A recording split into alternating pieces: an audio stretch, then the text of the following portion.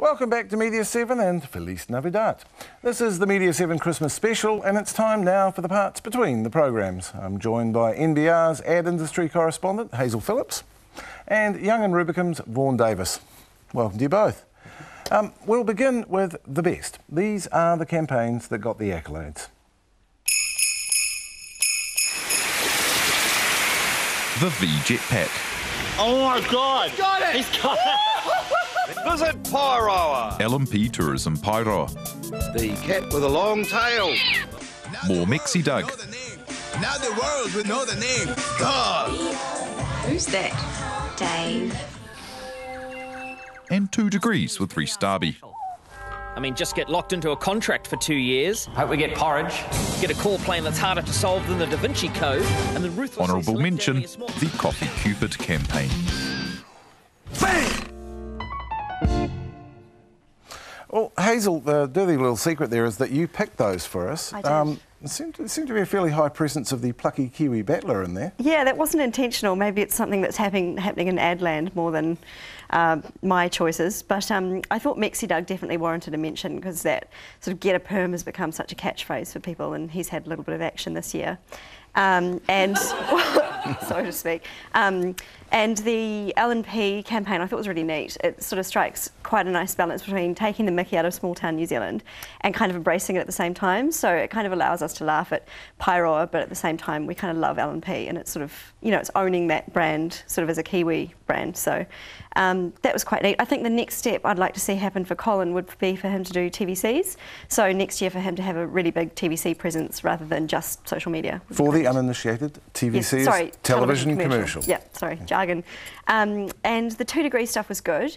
I have made this point in print before that the ad basically failed to suck. So coming into the market as the underdog and maybe the Kiwi battler, they kind of had quite a nice position there because here they are up against Telecom and Vodafone, and really they could have just scribbled an asterisk on a piece of paper and everyone would have said that's amazing. But by contrast, Telecom scribbles an asterisk on a piece of paper and everyone hates it. So it's more about, I think, their position in the market than, I mean, it's a good ad, so I can't really... I think that's quite perceptive, actually, yes. Yeah. If someone else had come out with that Telecom logo, perhaps we Yeah. would have received it differently. Yeah, definitely. Vaughan, were there any others you thought were worthy of note? I think it's been a big year for small campaigns. I've liked the small things. And I think if you look particularly at the airline sector, the day of them spending a couple of $1 million and flying around the world and having a little girl running down the beach with a streamer is gone. But they've changed their focus entirely into doing lots of small things really, really well. And I think Air New Zealand is leading the way in that. And a great example of that for me is a little girl I like to call the sexiest woman on the internet. And this is an Air New Zealand initiative. I brought along a picture. I normally keep this above my computer, but I'll share it with you. This is this little minx here.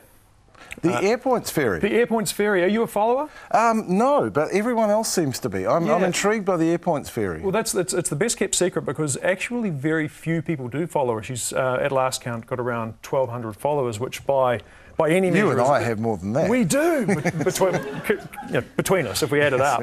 But it's a fantastic idea. She just grants wishes, and if she likes the look of your wish and the CEO can afford that many airpoints, you get it. It's cool. It's not wildly successful, but they're trying it. They're trying lots of little interesting things. And it's intriguing that it's accepted to the degree of this, because it's a commercial presence. It is effectively an advertisement, and yet we all like to believe that the Airpoints Ferry is just a kind lady on the internet who, we kind of who do. gives us flights when we need them. Yeah, my first, I think I was follower number 42, and my first question for her is, you were designed by a man, weren't you? And she said, yes, she said coquettishly, which is not a word I use often. Yes, I was. Yeah, it's interesting, the suspension of disbelief. We're quite happy to, backtracking, one of the truisms of social media is that you need to have a real face for the brand, a real voice for the brand, but she's proof that we can just set that aside and it doesn't matter. And she also replies.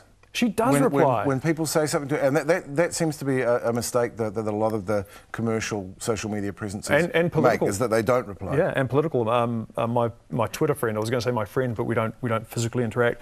Hamish Keith makes a sport of trying to get Mayor Len Brown, as he calls himself. Well, he is, but he's obviously thinking bigger. He makes a sport of trying to get Mayor Len Brown to reply to anything ever on Twitter, but he never does. It's all push, push, push, push, push. So people like the Airpoints Ferry, and I guess we'll move on to some other examples. Well, perhaps Len belongs in the category we're heading for now. There were, of course, advertising campaigns that didn't get the cherry, but rather the raspberry.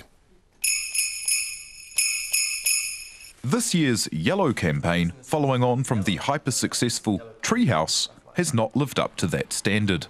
Still trying to figure out what that is, so keep the suggestions rolling as well. They've been awesome. Happy Flying for Pacific Blue gave the nation a migraine. Come on everybody, turn your digital device off. Keep your seatbelt fastened until well after takeoff. Remember not to smoke. And Export 33 1/3 was 100% painful. He's a 33% better bloke. But perhaps the biggest and not bestest, Telecom XT, with a tired hamster and fake stunts failing to land. Hazel, it would be fair to say that you have been a public non-fan of the Telecom XT campaign. Yes, I think I've probably been quite mean enough already about XT. Slick, a bit boring, I suppose you could say. I think one of the bloggers said that it was like watching grass grow or watching paint dry. Personally, I thought it was more like painting the grass and watching it dry as it grows. But that's just me. But I shouldn't be too mean. Other ones that weren't so good, I think Goldstein's kind of had his day. I think perhaps it's time that someone took Goldstein out to the back paddock with a shotgun and ended the misery. So. But I have to say, you know, for all that people pilloried Telecom for the XT campaign, their annual report came out and it appeared that that network had saved their bacon on revenue, so maybe it worked. Yep, that frightens me too. Yeah. Yes. We mentioned the Yellow campaign there, Vaughan. I could never work out what that was about. The Yellow campaign, I think, there's two things going on. It's a lesser version of what went before, and I don't know whether that was driven by budget. I mean, it's important to remember that Treehouse was a lesser version of what should have gone before. The original idea that was presented was Yellow Rocket. So, you know, their big plan was to give the guy a mission, or give a guy or a girl a mission to put a rocket into space, which, as it happened, happened a few weeks ago. So it worked out in the end. It's like there should have been a marketing person to spot that and put the two of them together. Yeah, although interesting, Rocket would have done it for me. Interestingly, those guys shopped themselves around the ad agencies around 18 months, 2 years ago, looking for sponsors, and you'll notice that rocket doesn't have a logo on it. You know, so no one had the $500,000, or no one had the belief to attach their $500,000. So maybe that's where the XT logo should have gone. I mean, that I forget the guy's name. The curly-haired guy looks like a bit of a Leo Sayer in a white coat. He's insanely good. He'll be picked up by something. Now you tell them. Yeah. Now you tell them. What sort of fettle do you think the advertising industry's in? It's obviously been a reasonably tough year. I think it's insanely good. It's I don't know if it's a saying or just something I made up, but you can't surf without waves. And there's never been more waves. The place I work, we've never had more business go out the door, but we've never had more business come in the door. And it's the same churn. It's the same process. You would say that you're in advertising. What's the journalist think? I think the first half of the year was really, really quiet and nothing was moving. You used to call me up. You say, any news? Any news? I know. And Vaughan would say, news? no, I haven't got any news. So I'd just make stuff up. Yeah. No, I can't back that up.